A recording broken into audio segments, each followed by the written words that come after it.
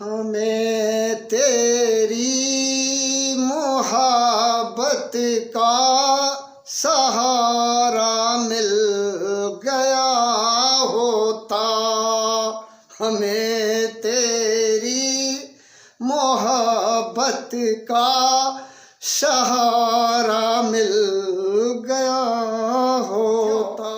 हमें आपके सहारे की ज़रूरत है, क्यों आप हमारे साथ रहेंगे। और आज हम लोग इस विषय पे बात करेंगे कि आखिर सफलता पाने के लिए मूल मंत्र क्या है।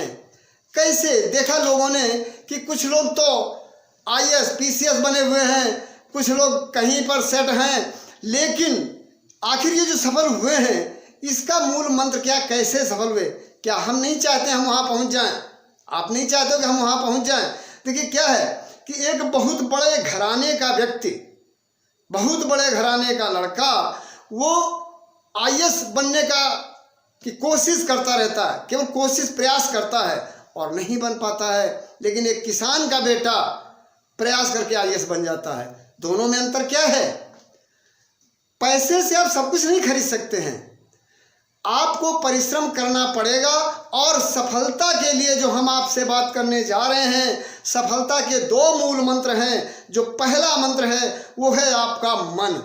आपका मन, अगर आपने मन बना लिया है कि हमें IAS बनना है, हमें और बुलंदियों पे पहुंचना है, तो आपको प्रयास करना होगा।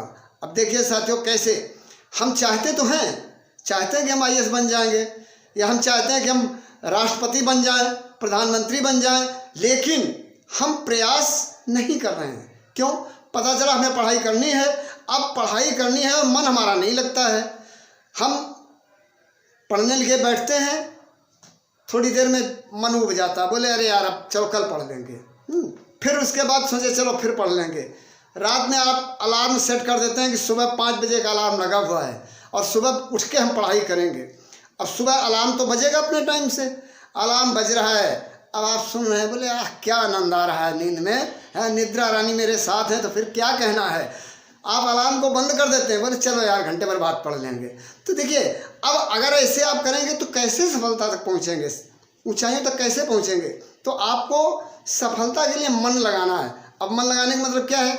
देखिए, मान लो कहीं पे नौटंकी हो रही है। अब नौटंकी हो रही तो आपका मन बहुत अच्छा लगेगा। क्यों? आपको लगता है कि वहाँ चलें। अब आप वहाँ पहुँच बैठ गए, अब वहाँ पर नौटंकी हो रही है, कोई लीला, कोई नाटक खेला जा रहा है, आपका मन नहीं लगता है। लेकिन उसी बीच में कोई नर्तकी आ जाती है और वो नर्तकी आके गीत शुरू कर देती है। क्या? जैसे उसने गीत कोई शुरू कर दिया कि बैठूंगी पिया बोलेरो में, बैठूंगी पिया बोलेरो में। अब क्या होता है? आपका मन, आप उसी में सराबोर हो जाते हैं, आपका मन वहीं लग जाता है और फिर आपको ये होश नहीं हम कहाँ बैठे हैं। लेकिन यही चीज़ जब नाटक होने लगता है तो आपका मन उचट जाता है। तो कहने का मतलब जो कुछ भी है वो सारा कुछ मन का ही खेल है। इसलिए साथियों, सफलता पाने के लिए सबसे बड़ा मूल मंत्र मन है। अगर आपका मन एकाग्र हो गया तो आप सफलता की ऊंचाइयों तक पहुंच जाएंगे। क्यों? जैसे अभी हमने आपसे कहा कि एक किसान का बेटा वो IAS बन जाता है और एक मजिस्ट्रेट का बेटा IAS नहीं बन पाता है। क्यों? क्योंकि किसान के बेटे ने अपने मन को बिल्कुल एकाग्र कर दिया कि नहीं भाई, हमें IAS बनना ही है किसी भी तरीके से, और उसने प्रयास किया और वो बन गया।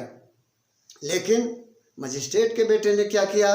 वही किया कि भाई अरे चलो आज पढ़ लेते हैं, आज नहीं तो अब घंटे भर बाद पढ़ेंगे, कल पढ़ लेंगे, और होते होते समय निकल जाता है। तो क्या वो IAS बन पाएगा? कभी नहीं बन पाएगा। साथियों, अगर आप अपने मन पर कंट्रोल नहीं करेंगे तो आप IAS नहीं बन सकते हो, और किसी भी पद पे पहुंचने के लिए प्रयास आपको अवश्य करना पड़ेगा। आपने देखा होगा, रामायण में पढ़ा होगा, भागवतों में सुना होगा कि जब रामायण में आपने क्या देखा कि हमारे यहाँ सबसे बलिष्ठ, बलवान, ऐश्वर्यवान रावण था, और वो जानता था कि मैं राम से जीत नहीं सकता हूँ। लेकिन तय उसने क्या कर लिया कि अगर मैं जीत नहीं सकता हूँ तो मैं राम के हाथों ही मारा जाऊँ। ये मेरा संकल्प है।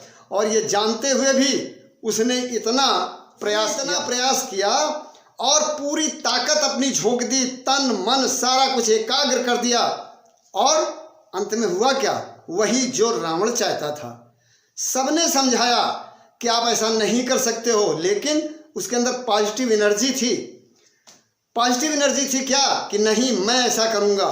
तो अगर उसने ठान लिया तो उसने कर लिया।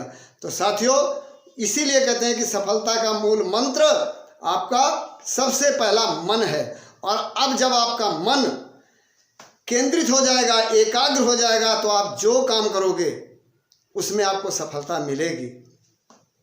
आपका मन केंद्रित हो गया है तो आपका तन, आपका शरीर, दूसरा जो है वो तन है, मन और तन, ये दोनों अगर आपने लगा दिए तो दुनिया में कोई भी ऐसी ताकत नहीं है कि आपको वो ऊंचाइयों पर बढ़ने से रोक दे। निश्चित आप IAS बनोगे, आप राष्ट्रपति बन सकते हो, आप पायलट, ए ग्रेड के पायलट बन सकते हो, मतलब तमाम सारे ऐसी जो चीज़ें हैं वहाँ पर आप पहुँच सकते हैं। लेकिन बस है क्या, कोशिश आपको यही करनी है कि सबसे पहले हम अपने मन को एकाग्र करें, और फिर जब मन हमारा एकाग्र हो जाएगा तो तन हमारे साथ है, क्योंकि तन तो वही करेगा जो हमारा मन चाहेगा। जो हमारा मन चाहेगा वही तो तन करेगा। मन और तन दोनों इससे एकजुट होकर के, क्यों, अभी समय है, अभी आप लोगों के पास समय है। और फिर क्या है, जब समय निकल जाता है तो फिर सोचना हो जाता है, मैं ये कर लेता, मैं ये कर लेता। लेकिन अभी आपके पास समय है।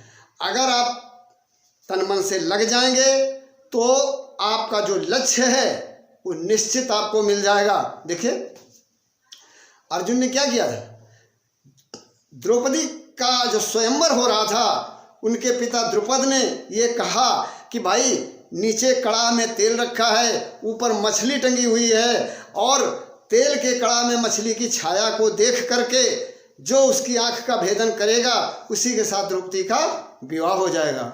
कितनी कठिन प्रतिज्ञा थी और परीक्षा भी कठिन थी।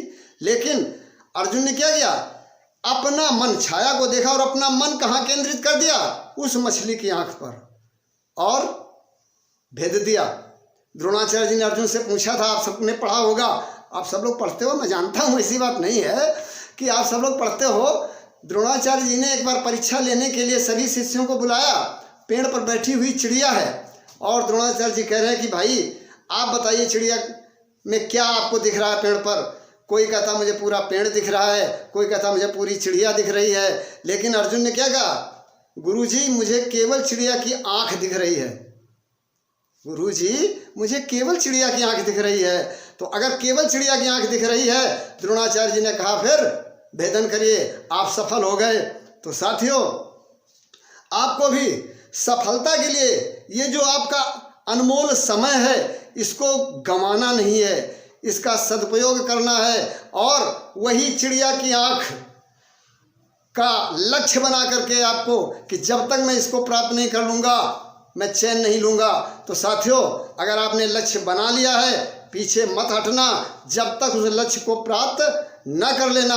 और अगर आप परिश्रम करेंगे तो निश्चित सफलता आपके कदम चूमने लगेगी। इसी के साथ धन्यवाद, पुनः फिर मिलते हैं।